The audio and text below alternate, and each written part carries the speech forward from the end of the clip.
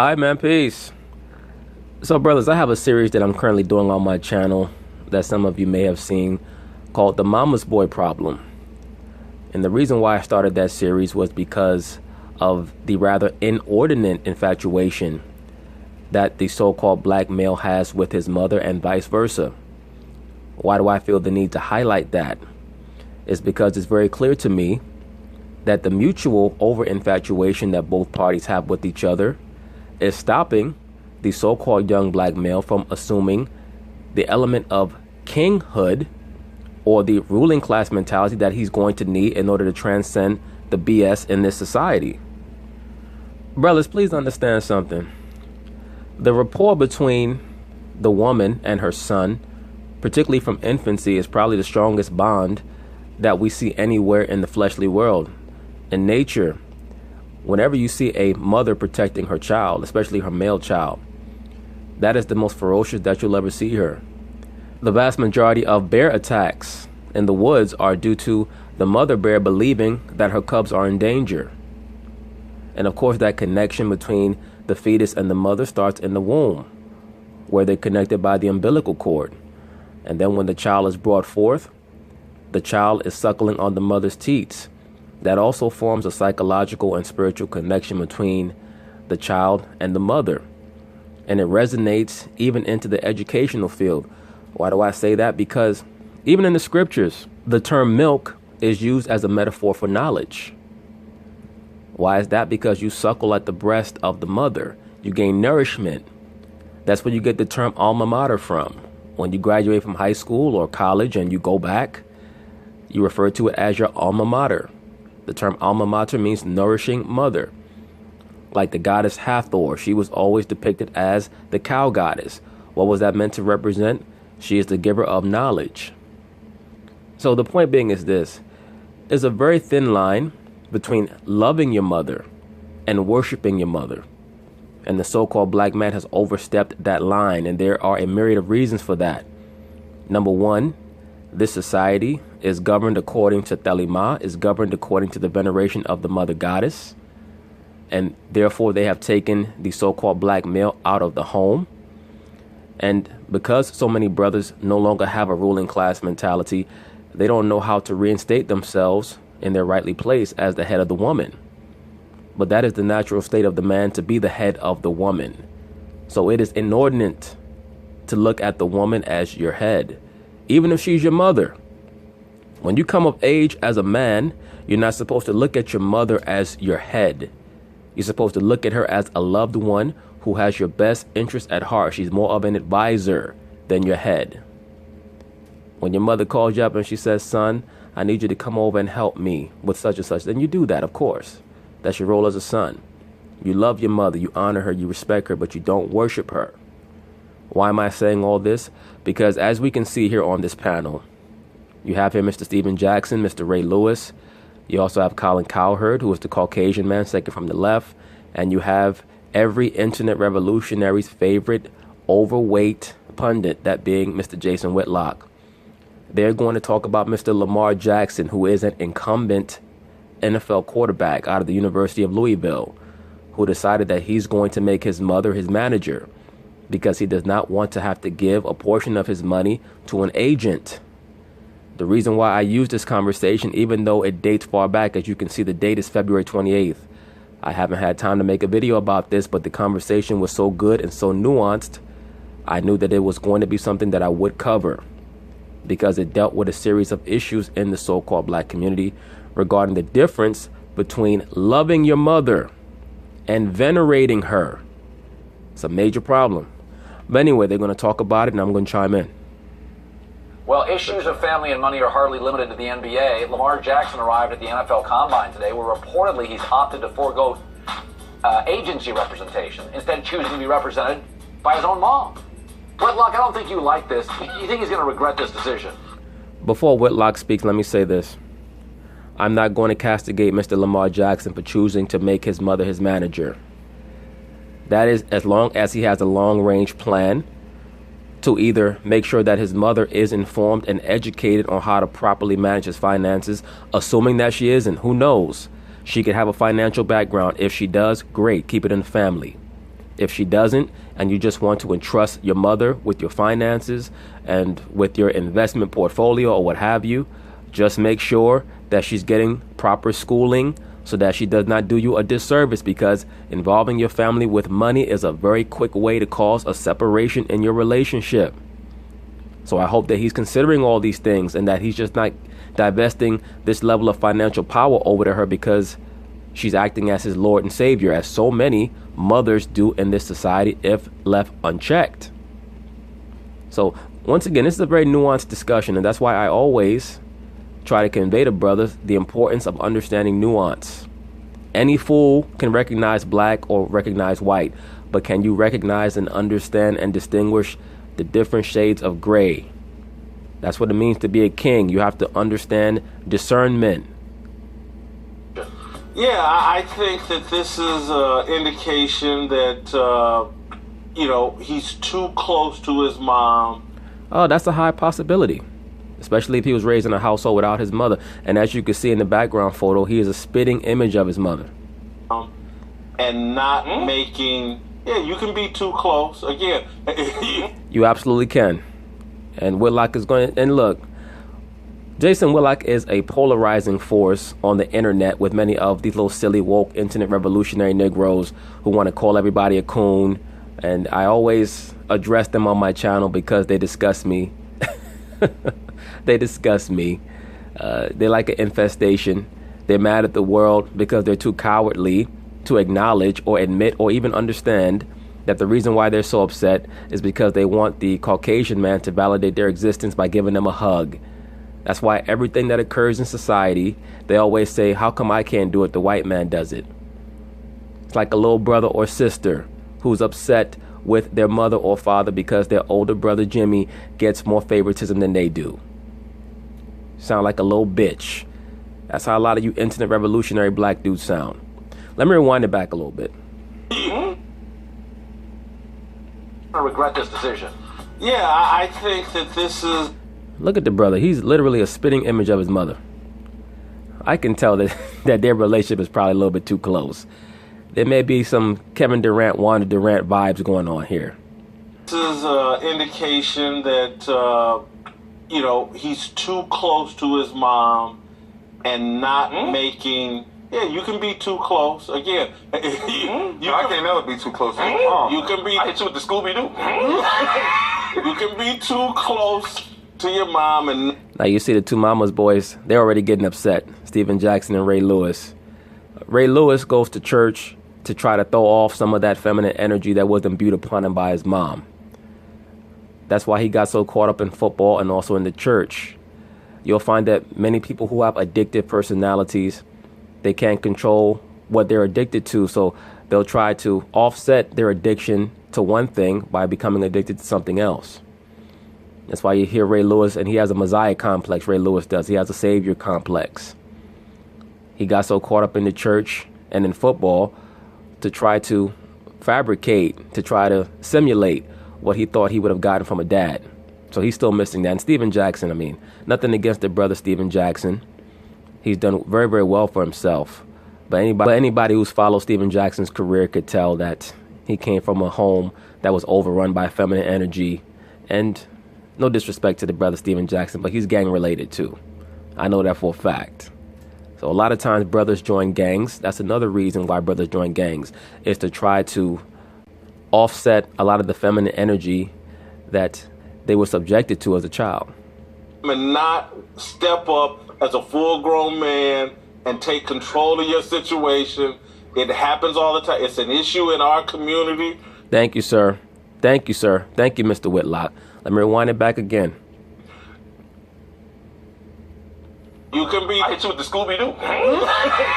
You can be too close to your mom and not step up as a full-grown man and take control of your situation. It happens all the time. It's an issue in our community because a lot of guys grow up without dads and they're so dependent on their mom. He needs better advice. Hey, Let me say this before Colin Cowherd speaks. Brothers have to understand something. When you grow up and you become a man and you start to deal in a relationship with a woman, you cannot take to heart what the woman says, because This is why I always try to communicate to brothers that the woman is a two-dimensional thinker. Oftentimes she'll say things to you that she doesn't really mean or even understand. Like they'll talk about how they want a man who loves his mother. But well, that's until they get a mama's boy. Because at the end of the day, there is going to be a push and pull. There is going to be a tug of war between your woman, if she's special to you, and your mother, if you don't know how to moderate both relationships. So you have to show that you are going to preside over the both of them in order for you to have a healthy relationship with the both of them.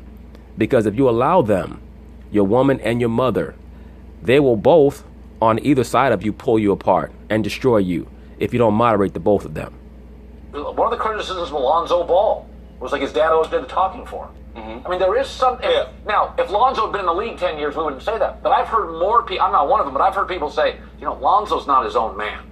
Well, that's very revelatory, Colin Cowherd. The question is, would that have been the case in the liberal media had it been his mother who was dominating him? Maybe it would, maybe it wouldn't. Who knows? Because they do tend to castigate the Kardashians.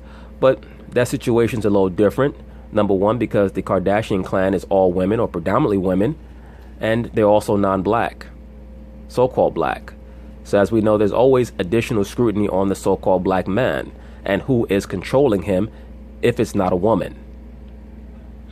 His dad's doing all the talking. Could I make the argument, dude, you're a quarterback. Can't have your mom representing you. Well, I'm from the country, and I can't never love my mom enough. It's not about loving Looking her. at the Thank you, Jason Whitlock. Did you hear what Jason Whitlock said? He said it's not about loving her. In other words, Jason Whitlock understands the distinction, as I stated, between loving your mom and worshiping her. This brother, Steven Jackson, worships his mother. And unfortunately, because a lot of these brothers grow up in environments without being subjected to healthy male energy, that's all they know. So many of them don't know what it's like to have missed out on some of the important lessons and a lot of the mental acuity that they would have gotten from being raised in a household with a man who knows how to control himself properly and live his life according to certain ordinances and according to moderation. The woman oftentimes is an extremist because she's so emotional, and that resonates with a lot of these young men today, a lot of these young males today. And once again, Steven Jackson, fortunately for him, he was able to land a job as an announcer on television, because for those of you who don't know, he was involved in the quote-unquote Malice at the Palace, where he ran up in the stands in Detroit and got into a huge brawl with the audience in the palace at that time, of course, to defend that other nut job, Ron Artest. the camera, I love you so much, I can't love you enough. But I'm just saying. You should tell your mother that you love her every day, and your dad, if you can. Just saying, like, his mom knows his worth. He knows his worth. At this point, he's coming new to the league. Would you let your mom represent you as an agent? You know what? I represent myself. Would you let your mom, that was your dodging, would you let your mom be your agent? No, but I wouldn't let her handle my money, because that's basically what she's doing. She's not really representing him. She's basically handling his money. He's going to make all the decisions. That's it. Well, we have to hope that he's going to make some of the decisions, but maybe he doesn't think he's ready to make the decisions. That's why I said this conversation is nuanced, because I'm going to give Lamar Jackson the credit as a man to say that even though he's a young brother, he's probably like 21 years old, that he knows what's best for himself. So I'm going to say, to give him the benefit of the doubt, that he appointed his mother as his manager because he feels like she has his best interest at heart and that she's not going to do him dirty. And I hope that that's how that works. But I also hope that he has his mind on presiding over his own finances, his own estate in the near future. Because until he does that, he's not really a man. He's just a boy looking for his mother to balance out his money so that she can give him an allowance. So he has to be very careful with that. And please understand, the love of money is the root of all evil. I hope that it doesn't change their relationship. But whenever you give someone else the power, when you divest control over your life to someone else, even if it's your mother, that's going to be a big test for her as well as for you. That's all that really is. But who has your best interest at heart more than your mom? I would hope so, brother. Nobody. So if that's the chance, Doesn't mean she's the best person to handle your money. Agreed. You're exactly right. But if I have to take a chance and go out with someone, I'm going to go out with my mama. I agree with that also. If you have a great mother, you know why he's putting forth that sentiment. But when you say go out with your mama, if you got to go out with somebody, I'm talking about if we in an alley and it's just going to be, we're going to go out and we know we're going to die. We're going to take as many people with us. Of course, you want your mama there. You want your dad there. You want whoever else you know going to ride or die with you. But does that make her the best person to handle your finances in the long run? I don't think that she should be his manager in the long run unless she either has financial training or he's sending her to school to get financial training. That's just real. You wouldn't let her. I understand that. You know what? I'm with Jack on this, because We know you with Jack, brother. You're another mama's boy. you know, one of the biggest mistakes I think young players make when we get this type of money or this type of opportunity is the first person we go to trust is an agent that we don't even know. I agree with that, sir. We know nothing about them. We know their backgrounds. We know nothing. But we go immediately and say, oh, I'll give you 3%. 3% of what I work for, because what Lamar Jackson is about to get is already signed on the dotted line. Great point. Wherever Lamar Jackson is going to be drafted, that already has a financial or monetary value attached to it. So there's no need for you to split that money with an agent before the draft. He already knows that he's getting drafted. So wherever he gets drafted, there's going to be a mandatory monetary value attached to that draft status. So he doesn't even need to have an agent until he's already signed. That's if he wants an agent. Because why would you want an agent? Because you would assume that an agent would assist you in getting connections for endorsements, etc. So his mom is going to have to be prepared to do that if she's going to carry on that label or that title. Or maybe he just doesn't want that right now. I'm not quite sure what his plans are. Wherever he's slotted at, that's what number he's getting. Now, what I would tell him to tread carefully about with his mom is make sure you both understand the business wholeheartedly. Absolutely. All the way through. Seek advice. That's hard, though. But even if it's hard, Colin, I'm telling you, Experience is the best teacher. it's sometimes, sooner or later, we got to change the narrative. Absolutely. And that's, once again, brothers, this is why I like this conversation so much, because every side was making potent points. And as Ray Lewis is stating here, sooner or later, so-called black people have to change the narrative. Once again, the reason why so many of these woke niggas complain so much is because they're too lazy to put in the work to empower themselves. You empower yourself through knowledge. That's why our people don't have a ruling class mentality, because our people have no knowledge, like it tells you in Hosea 4 and 6. That's why we get so upset when we go to Starbucks and they say, please buy something, or you're loitering and you have to go. And our people want to make a big deal. Well, a white man's allowed to sit here and that person's allowed to sit there. You keep trying to judge yourself according to these other races when according to you, you're above them. All I hear about from so-called pro-blacks is about melanin and how special we are. Well, if we're more special than everyone else, why should we be expected to be treated the same as them? Of course, we're going to be treated with more scrutiny because we're more special. That's according to your philosophy, if you really believe that. Or maybe you're just talking shit. We have to hold ourselves to a higher standard. That means we must inform ourselves. That's why I stated, if he's going to make his mom his financial advisor or his manager or his agent or whatever, that's cool. Hopefully she has financial training, a background in understanding the monetary system, and if not, send her to school with that initial contract that you're getting so that she can go and get informed and understand how to turn your $1 million into $10 million, and we can just keep it in the family. Sooner or later, we got to stop making all these agents rich. Man, we're making them filthy rich. Agreed. Wealthy. What's the matter with making Eugene Parker rich? What you mean? Why not make For those of you who don't know, Eugene Parker is a black agent.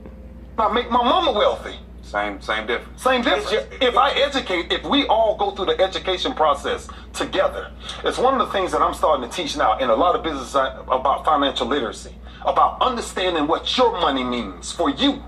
Absolutely. Not somebody else counting your money and tell you, hey, I think you should do this, or I think you should do that. Like, how many guys do not have a structure set up when they start to receive that type of money? I agree. Listen, moms are great. They're amazing. Particularly happen to believe I have the. Did you see what Ray Lewis said? He said they're amazing. Once again, that rapport between the mother and the son is extremely, extremely powerful. Hell, read Genesis the 27th chapter. How Rebekah assisted Jacob in receiving the blessing. That's the power of the mother. But that's a very, very dangerous path that you walk when you don't understand the difference between loving your mother and worshiping her, because that can hamper you from establishing healthy relationships with other people thereafter, because you have to know how to have a healthy rapport with your woman or your women. And if you're constantly being infatuated with your mother is going to stop you from developing those healthy rapports with your women. When my mom speaks to me, she asks me. She doesn't tell me, because she understands that I have the level of wisdom and knowledge needed to make my own decisions. She gives me her perspective.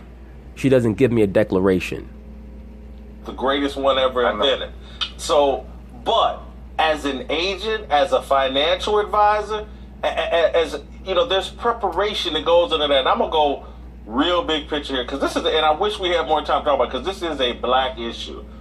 It's a major issue in the so-called black community, big time. Black men and their mothers and how we interact. It's a major issue in a positive and there's some negatives or complications to it. But absolutely, and the reason why you understand that nuance, Mr. Whitlock, is because you were raised with a strong father in your home, and that's the only way that you can understand that. If you've never seen a certain color before, you can't comprehend it until you've seen it. But I'm gonna ask both of y'all. Y'all ever watch Roots? The TV. Go watch the first episode again and see how we were supposed to be trained as men, go off to manhood training, and come back. And even our mothers answered to us after we went through the manhood training. Absolutely, sir. Absolutely, sir. Let me say this. For those of you who've seen Roots, and I've mentioned this on my channel a very long time ago, Alex Haley was an asset of naval intelligence. And I believe that he was an agent who was sent into the so-called black woke culture of the time, the so-called civil rights culture of the time, to follow around certain assets, certain provocateurs, whoever they may be. He was the person who Malcolm X transcribed his life to.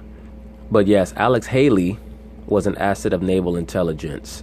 And Roots was plagiarized. He took that from a Caucasian man named Harold Corlander.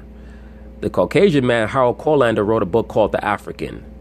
And Alex Haley based his so-called family history of Roots after that book written by Harold Corlander. And then it was optioned into a major television series. Why is that? Because Alex Haley was a plant.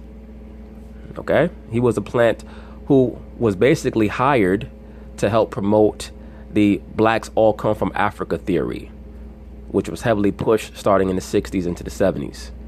But that's a whole other video. That's a whole other story for another day. Once again, for those of you out there who may not understand this, the so-called black people of the Americas come from three places. You have the so-called blacks who were aboriginal already here. You have the so-called blacks who were brought here from the west coast of Africa. And you have the so-called blacks who were sent here from Europe after the huge race wars of the 16 and 1700s. But once again, those are videos for another day. Right. We're supposed to step up and be the leaders. And instead, we never break that cycle. And absolutely. Once again, when you become a man, your mother gives you her perspective. She gives you advice. She doesn't tell you, son, here's what you're going to do. And for a lot of males in this society, they're still taking orders from their mother. A lot of women are taking orders from their mothers too. But like I said, I always speak from the man's perspective towards the so-called black man, because he's supposed to be the head. But you have a lot of mama's girls in this society too, quiet as kept. And mama's leading. I know some people 50 years old, and mama's still the head of them. I'm not surprised. We have a cycle. That's out of respect, though. Yeah. No, that's not out of respect. That's out of veneration. That's out of veneration. And I know what Whitlock is talking about. Maybe Stephen Jackson doesn't quite comprehend what Whitlock is talking about. But when Whitlock says that the mama is still the head of them, he means that she is dictating things to them. It's not that you understand your mother's place in a high estate in your life. When your mom needs you, you have to be there. When she calls on you, you have to respond. You have to honor your father and your mother. What Whitlock is talking about is worship. Yeah, that's how he's changing the narrative. Aren't there already... Lamar is one of those quarterbacks where half the league's in, half the league's not. It's not like Elway. Right. Yeah, that's so there's some questions. Couldn't I argue it kind of adds another question? even if you're right, it's so unique. It is. That there's going to be a GM like, I just don't feel good with this. I agree with that. It may add a component of confusion or doubt in regards to whether a team wants to draft him or not. But it's up to him. Like I've already stated, if he's spoken about this with his mother and they've worked it out, and he says, Mom, I want you to handle my money when I first come into the league, but I also want you to go to school, learn about finance, then cool. If it's a situation where he's a mama's boy and he can't tie his own shoes without talking to her first, then it's going to lead to problems later on in his career and later on in his life. This feels youthful. Like even if because there's already about half the league on him is like, what if another But they do that about every black quarterback. Oh, that's true. That's true for the most part. No, they don't. Oh my goodness. No, they don't. They say every black quarterback can't do this, can't do that. He should be a receiver. He should. Nah, Deshaun Watson, Jameis Winston. Right, but Deshaun Watson should have been drafted number 1, Jason Whitlock. That's not a good example. Now, yes, Jameis Winston and Cam Newton, they did go number 1. So those are points in your favor. But to Steven Jackson, yes, they do tend to try to worry about various components to black quarterbacks that they really shouldn't. Look at this quarterback, Josh Allen, who happens to be Caucasian, I believe out of Wyoming. For all intents and purposes, this guy has no accuracy whatsoever. He completed less than 60% of his passes in college, but they're considering taking him number 1. Why is that? Lamar Jackson won a Heisman Trophy last year, and he's never shown that he has trouble throwing the ball down the field. He may not even go in the first round. There's a lot of guys. If her credibility Said the same thing about Mike Vick. right, if all the things that she Yeah, but Mike Vick was a very highly touted prospect. This brother Lamar Jackson, for whatever reason, is not as highly touted, but supposedly he may be drafted by New England. So we'll see. Tom Brady's already signed off on it, of course, because he knows that most likely Lamar Jackson will not be a threat to take his job like Jimmy G was. she knows if they went into this together, I get it what you're saying, right? All you want to do is be informed. I get it. Absolutely. But if you have the same ability to go read the exact same books, to go study exactly the way the contract negotiations go what? But Tom Tomlin's got 25, 35 years of experience at it. Yeah, but you know, Whitlock, you have to start somewhere. And this is why I say, once again, I wanted to use this conversation because these various factions were making good points, but they also had their weak points. And I agree with Ray Lewis. If that person can learn it, I can learn it. And so many black people do not, or so-called black people do not have that mentality. Our people put their trust in someone of another race because tacitly, they believe that that other person's brain functions at a higher level than their own brain. And you have the ability to learn about the monetary system, learn about finance just like anybody else, so that you can commandeer your own estate. That's what Ray Lewis is talking about. That he trained for it for, You're calling out the top of tops. Think about how He's Lamar Jackson. I graduated high school, no college degree. I negotiated my own extension while I had while I was on a 2-year deal. 3 years, $30 million, my own extension with no agent. Did your mom do it or did you do it? What I'm saying is anybody can learn it. Exactly. I agree with you, sir. Let's stop trying to put this air of mysticism around negotiations and around education. So-called black people have been trained so long to just exalt themselves for their physical aspect as opposed to their mental aspect that it's hard for our people to get over that hurdle of I can learn this, I can do this, I can compete with anyone mentally. And you see it all over the internet. A lot of times I'll see it in different videos in the comment section. The Caucasian may say, well, yes, blacks dominate physically, but we dominate mentally and things of that nature. All that is nonsense. It's all about how you as a so-called black man view yourself. Don't let anybody else tell you what you can't learn. It don't have to be somebody that's already doing it. Anybody can pick it up. We can comprehend. Sooner or later, Absolutely. you got to start counting your own money. Absolutely. That's the narrative. If nothing he did with his mama, If I can do it, his sooner mama. or later you got to start counting your own money. So I like it. I'm Who around. negotiates yours? And his last name Jackson. I'm rolling. You got a big agent? I have representation. Okay. So does Ray. So does Steven. No, I don't. I represent myself. Really? Archer's right there. I can't wait. You might as well represent yourself. Once your name gets notable enough, you don't need to pay somebody else. Wait, I like Mr. I'm Jackson. gonna take you to the cleaners then. I like coming up. But anyway, once again, very good conversation. As I stated, all four factions, they made very good points. There were also little minute flaws in everyone's stances or views, but I thought that the overall tone of this conversation was by far the best that I'd seen on this topic. But once again, brothers, you can't let anyone tell you what you can't learn and what you can't do. You have to learn to love your own brain. But anyway, peace.